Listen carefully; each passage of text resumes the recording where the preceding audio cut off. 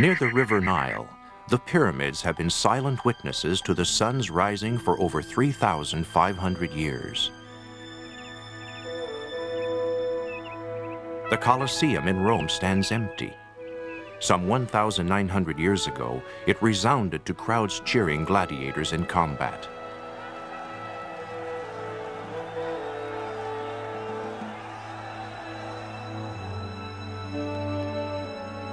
A wall carving, a clay cylinder, an ancient warrior.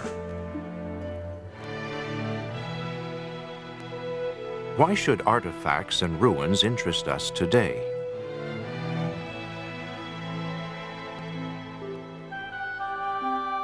Relics of the past are closely tied to a book that claims divine origin.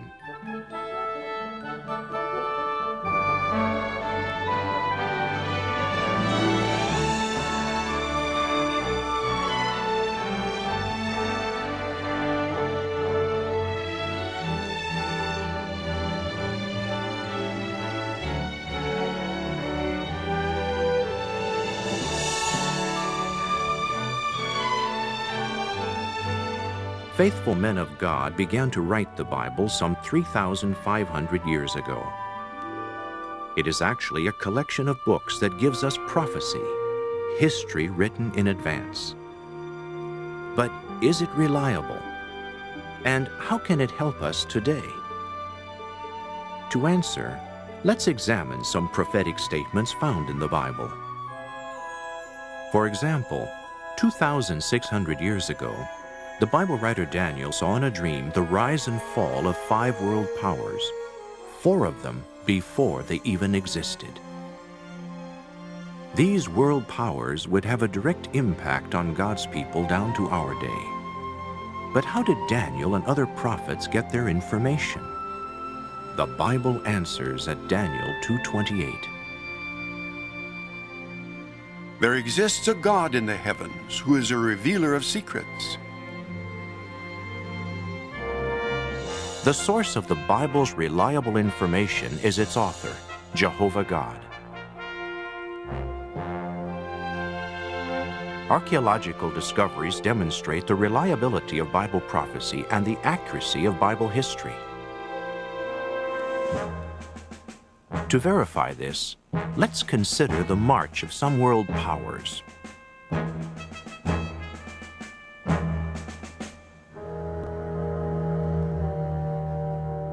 What was the first world power that ruled over God's people, the Israelites? Egypt, referred to more than 700 times in the Bible.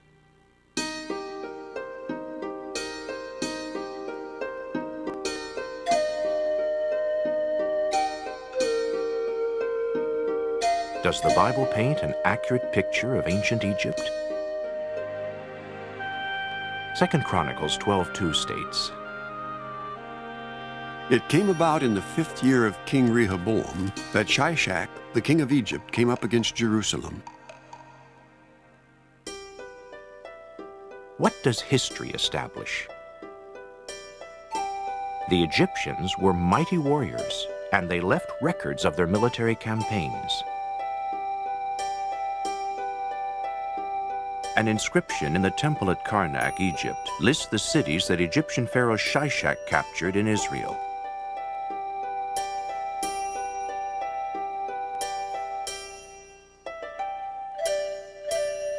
As the Bible indicated, the Egyptians were truly a mighty military power.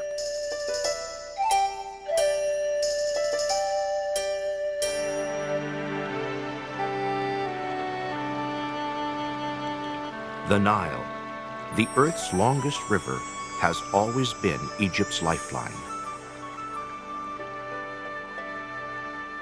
The Bible books of Genesis and Exodus accurately describe the Nile as Egypt's main source of food and water.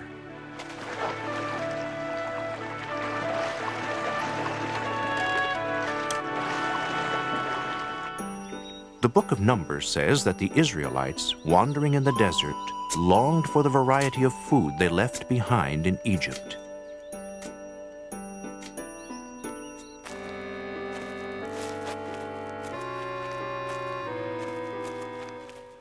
Paintings in tombs show life in ancient Egypt just as the Bible's first writer, Moses, described it. A country abounding in food.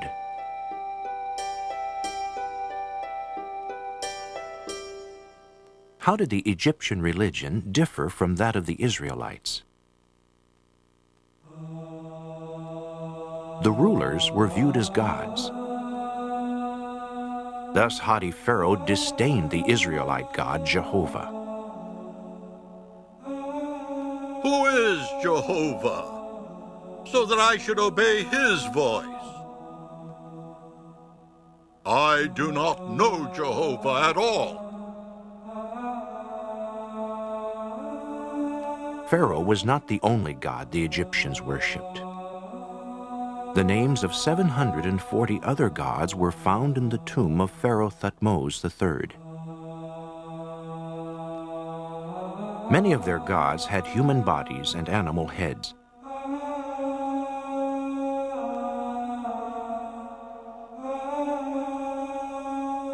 It is easy to understand why Jehovah banned the use of images in worship, as stated at Deuteronomy 4:16 through 19. That you may not act ruinously and make for yourselves a carved image, the form of any symbol, the representation of any beast that is in the earth, any winged bird that flies in the heavens, of any fish that is in the waters under the earth, and actually get seduced and bowed down to them and serve them.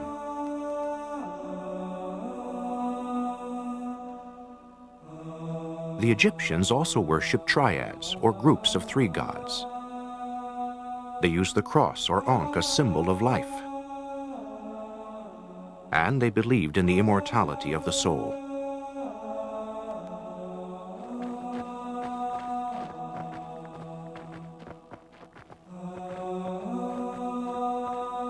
What became of Egypt as a world power? God's prophet foretold its destruction at Isaiah 19:3 and 4. They will be certain to resort to the valueless gods, and I will deliver up Egypt into the hand of a hard master. Did this prophecy come true?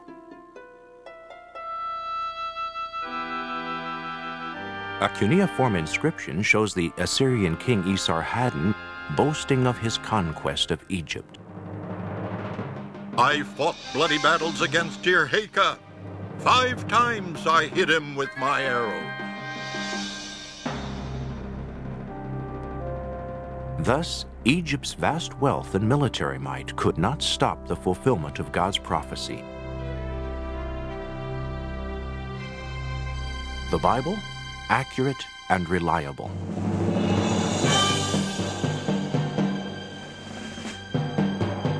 What was the second world power in the Bible? Assyria, a cruel and ruthless nation. The founder of its capital city, Nineveh, was Nimrod, described in Genesis as a mighty hunter in opposition to Jehovah.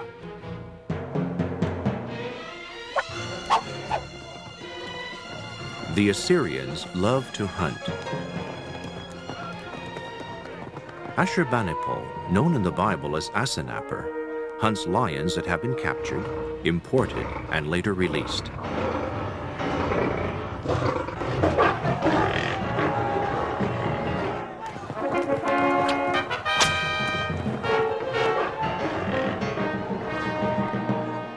A British museum catalogue states, "The hunt itself was often more of a massacre than a contest."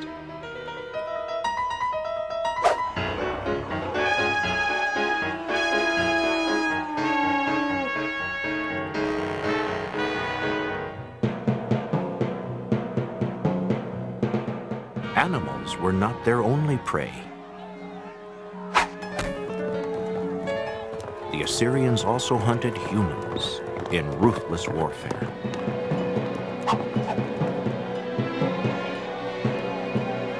The Bible writer Nahum refers to Nineveh as the city of bloodshed. How true that was.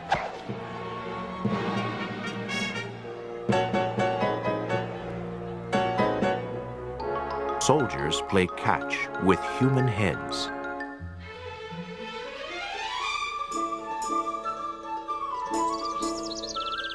Musicians entertain at a peaceful garden party held by King Ashurbanipal. But what hangs in a nearby tree? The head of Tuman, the king of Elam.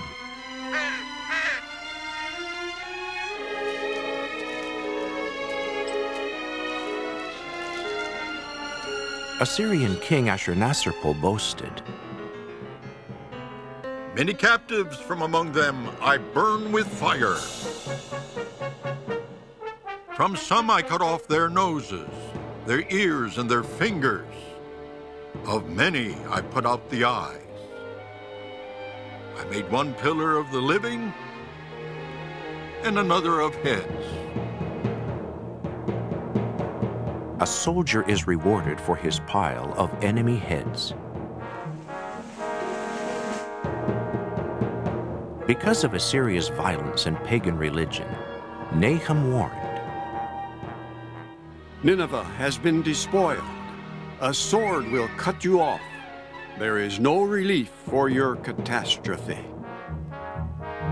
Assyria plundered many cities.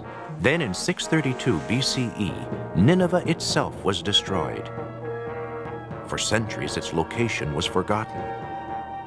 Critics ridiculed the Bible's account of Nineveh.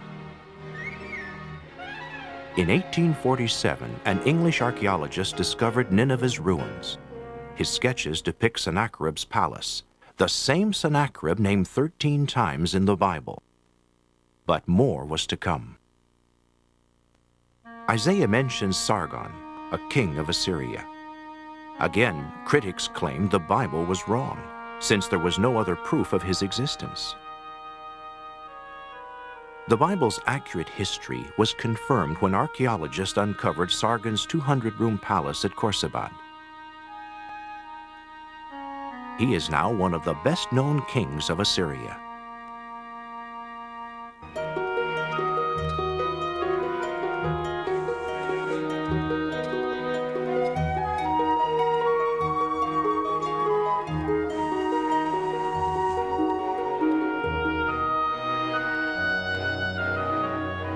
Archaeologists also found inscriptions listing Sargon's claimed conquests, including the biblical region of Samaria.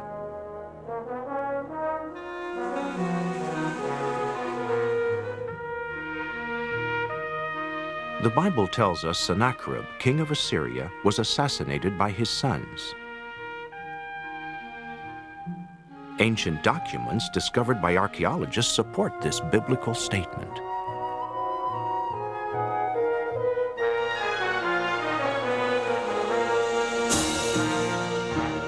Because of Assyria's bloodshed, Jehovah decreed its destruction. His prophet foretold at Nahum 3:13, To your enemies the gates of your land must without fail be opened. Fire will certainly devour your bars. Did this prophecy of fiery destruction come true?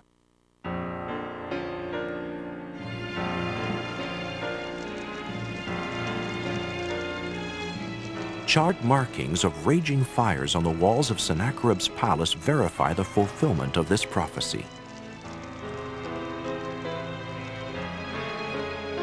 A Babylonian clay tablet relates the words of Nineveh's conquerors. The great spoil of the city and temple they carried off, and turned the city into a ruined mound. What was left of Nineveh? Two great mounds mark the site of a once proud capital. Arrogant Assyria dared to defy Jehovah God and was reduced to rubble. The next world power was revealed to Daniel. He saw four unusual creatures symbolizing kingdoms that would affect God's people.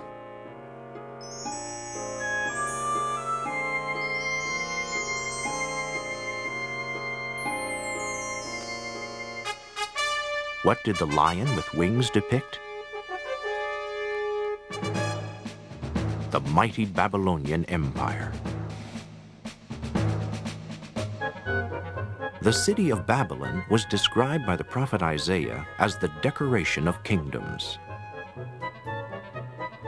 A sprawling metropolis astride the river Euphrates and a center of world trade, its hanging gardens were famous as a wonder of the ancient world.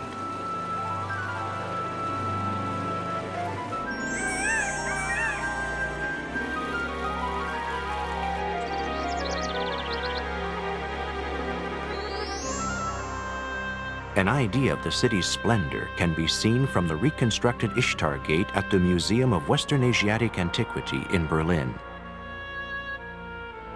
Babylon's greatest king was Nebuchadnezzar, referred to 91 times in the Bible. What was the Babylonian religion like? They worshiped the triad of the moon god Sin, the sun god Shamash, and a star symbolizing the goddess Ishtar. A model of an animal's liver was used to foretell the future. Ezekiel 21:21 says, The king of Babylon has resorted to divination. He has looked into the liver.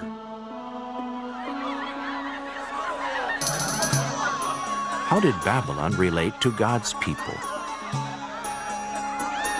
The Israelites had become disobedient to Jehovah. The prophet Jeremiah foretold captivity for them.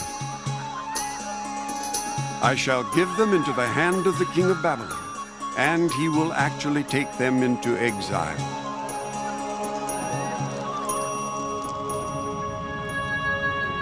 True to this prophecy, Jerusalem was devastated in 607 BCE.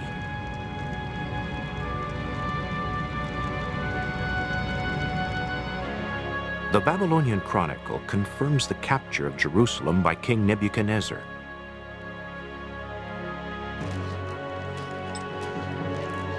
How long would Babylon dominate Israel? Jehovah answers, 70 years. Then what would happen to Babylon? Jeremiah predicted, There is a devastation upon her waters, and they must be dried up. The mighty men of Babylon have ceased to fight. did these details in the Bible prophecy come true?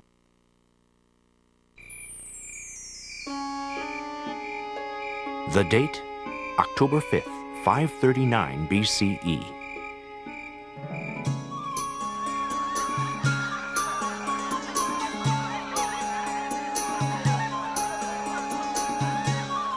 Daniel relates that Babylonian King Belshazzar holds a feast for 1,000 prominent guests.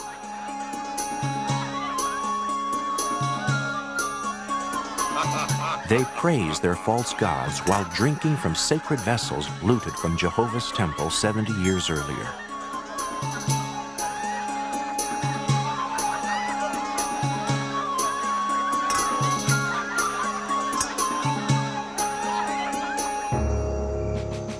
Outside, Medes and Persians have diverted the waters of the Euphrates River, which ran through Babylon. The soldiers slosh up the riverbed and into the city.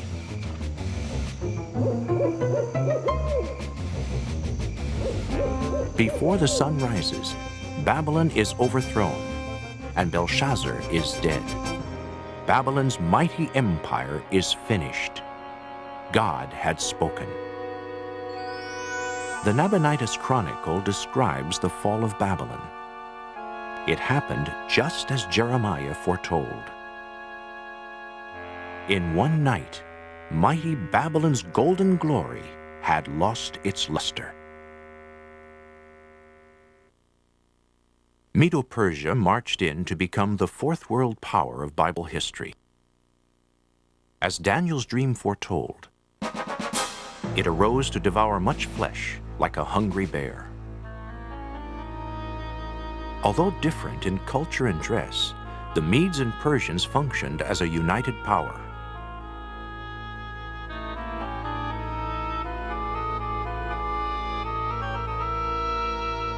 The Persians were known for their archery and horsemanship.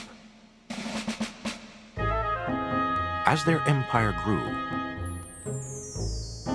so did their taste for luxury.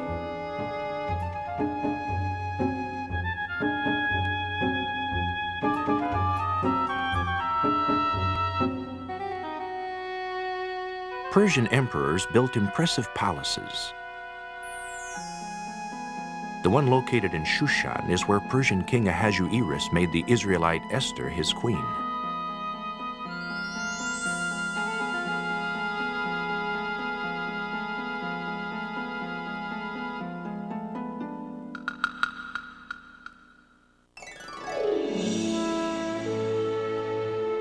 "200 years before the event, Isaiah foretold the name of the Persian liberator of Israel, Cyrus. The prophet Jeremiah wrote that the holy utensils stolen from Jerusalem by Babylon would be returned. How did this happen? The words on the Cyrus cylinder explain. I am Cyrus, king of the world. I return to these sacred cities, the images which used to live therein. I also gathered all their former inhabitants and returned to them their habitations.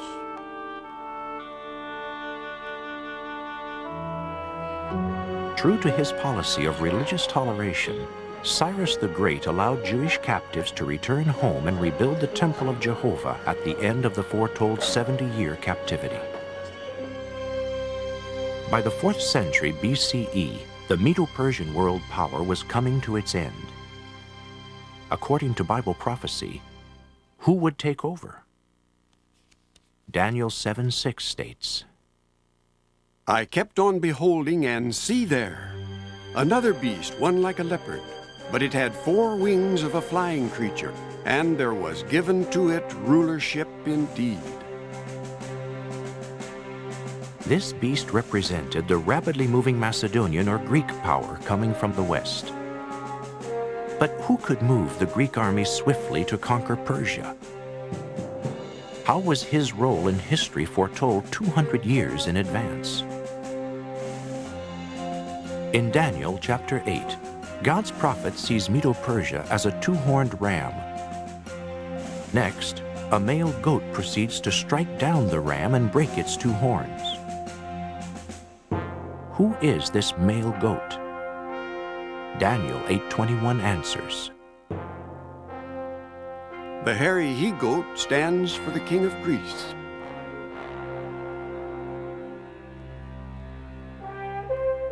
At the age of 20, Alexander had become the king of Macedonia. 2 years later, he set out on a war of revenge against the Persians. A brilliant general, he controlled a huge empire before he was 30.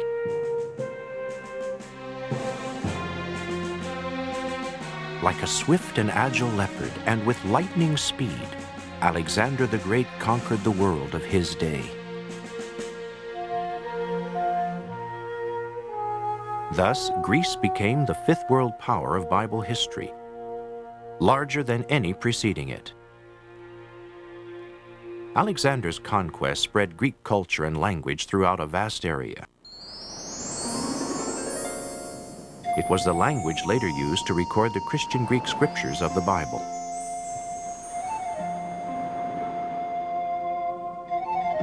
At the age of 32, Alexander wanted to make Babylon his eastern capital, but it was not to be.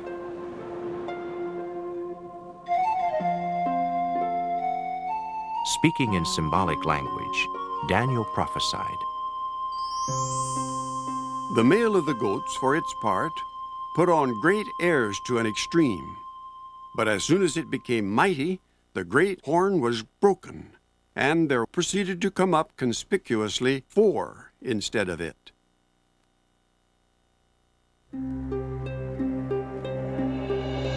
Alexander, at the peak of his conquests, was stricken with fever and suddenly died in 323 BCE. Alexander's vast empire was divided among 4 symbolic horns, 4 of his generals. The Greek Empire eventually broke into 4 separate kingdoms. The last of these kingdoms fell in 30 BCE to the next world power, Rome. Which beast would represent Rome? Daniel 7:7 describes it. A 4th beast, fearsome and terrible and unusually strong. It was devouring and crushing, and what was left it was treading down with its feet. Rome became the greatest world power of Bible history when it organized the most powerful army the world had ever seen, crushing everything in its path.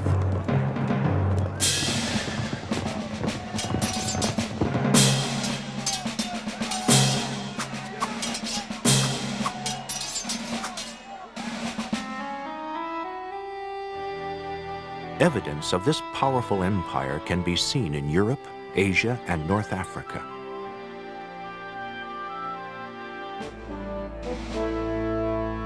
The glory of Rome is echoed in the words of Augustus Caesar. I found Rome built of bricks. I leave her clothed in marble.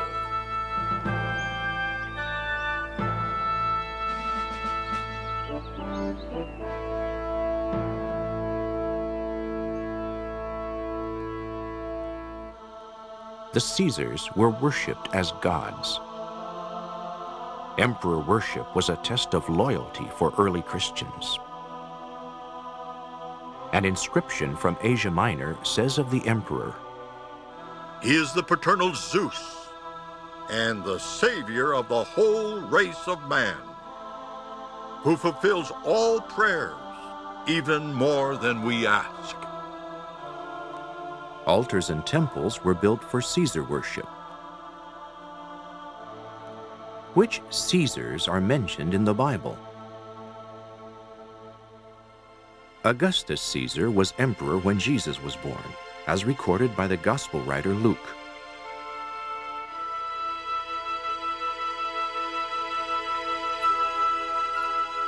He also states that Jesus came to John to be baptized in the 15th year of Tiberius Caesar.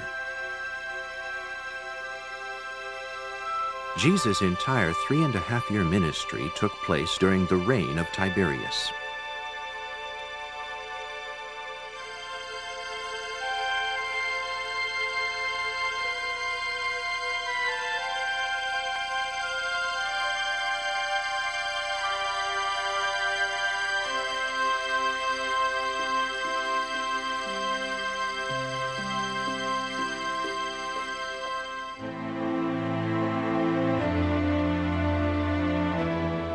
Both Luke and the Roman historian Suetonius state that Emperor Claudius ordered all Jews to depart from Rome. Claudius' successor was the infamous Nero. He was said to have set fire to Rome and then blamed it on the Christians. According to the historian Tacitus, Christians were torn by dogs and perished and burnt to serve as nightly illumination.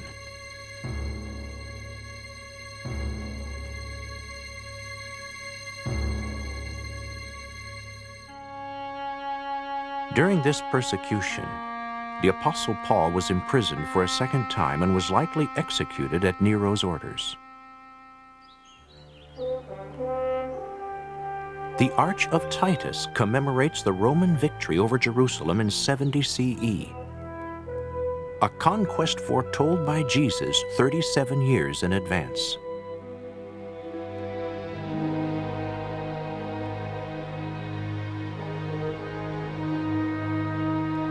Roman soldiers took the sacred utensils of the Jewish temple as spoils of war.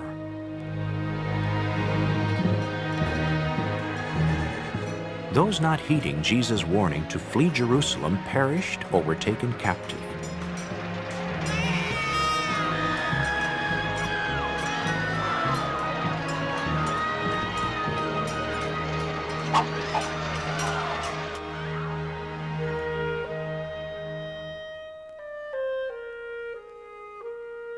While Rome ruled, Jesus fulfilled scores of Bible prophecies, thus proving that he was the true Messiah.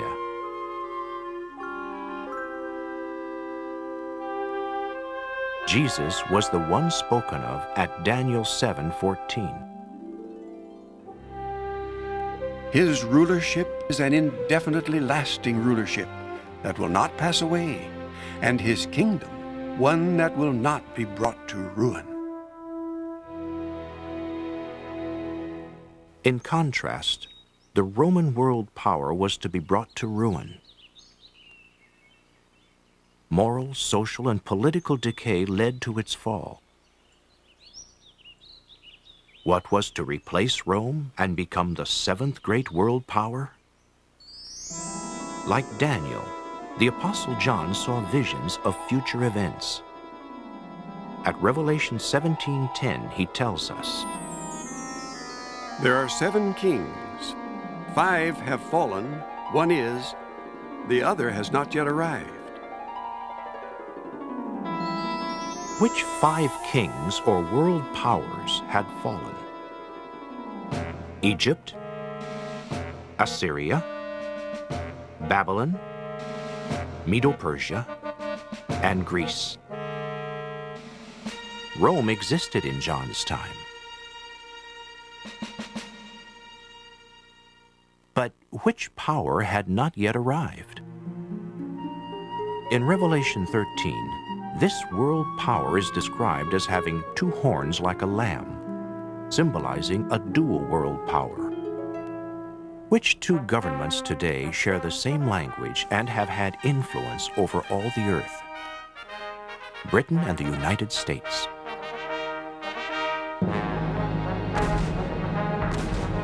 The rise of this 7th world power was gradual. During the 16th century, Britain became a strong maritime nation, able to extend its empire around the world.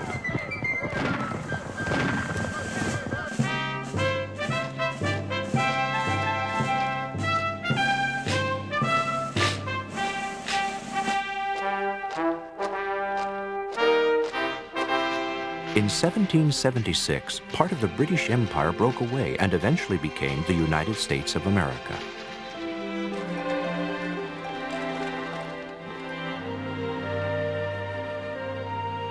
In the 20th century, Britain and America act as a dual world power. Revelation 17 next predicts the rise of an 8th and final king that would exercise control for a little while.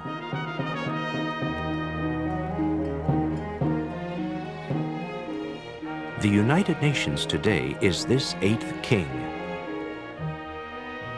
a symbol of authority in which world leaders put their trust to achieve peace and a new world order.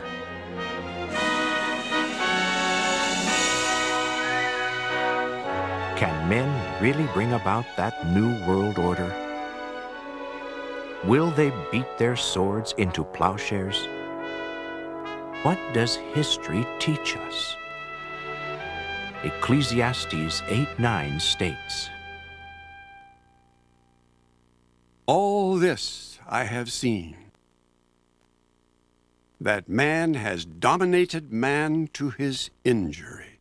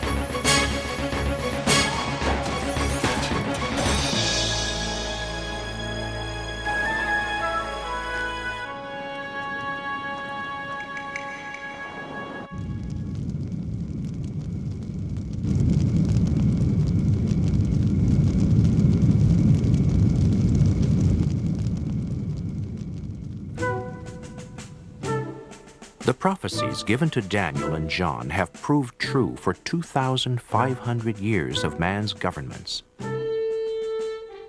Governments that have failed to bring peace and security.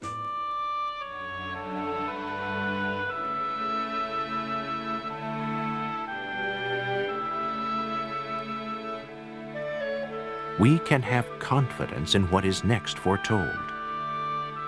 Daniel 2:44 describes a drastic change in the rulership of the earth.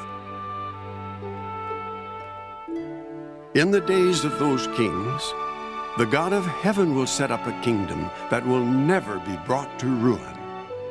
It will crush and put an end to all these kingdoms, and it itself will stand to times indefinite.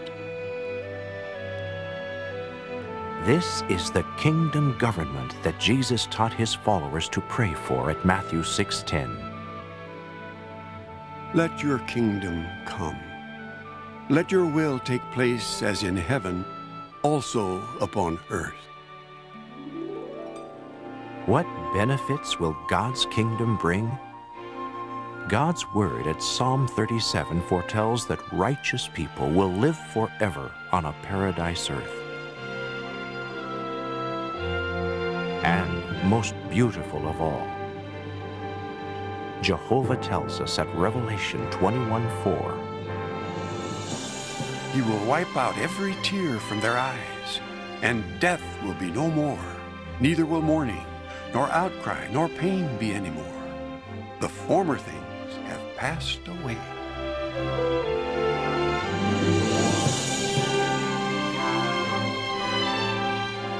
Aurait donc été pour toujours la demeure there is a merveilleuse bright de l'humanité and wonderful parfaite, future for qui all aurait who été follow God's éternelle. word, the Bible. ફકરાની અંદર બતાવે છે આગળ કે છે કે કેમ કે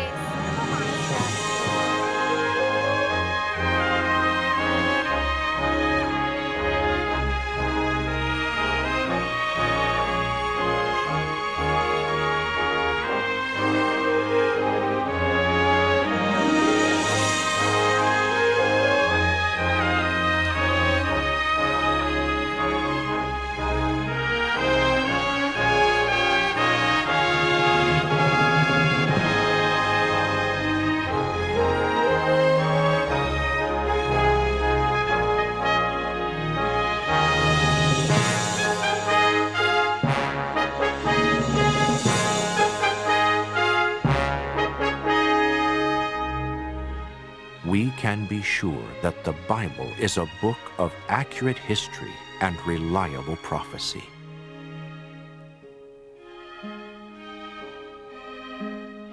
What it promises for the near future is guaranteed to come true.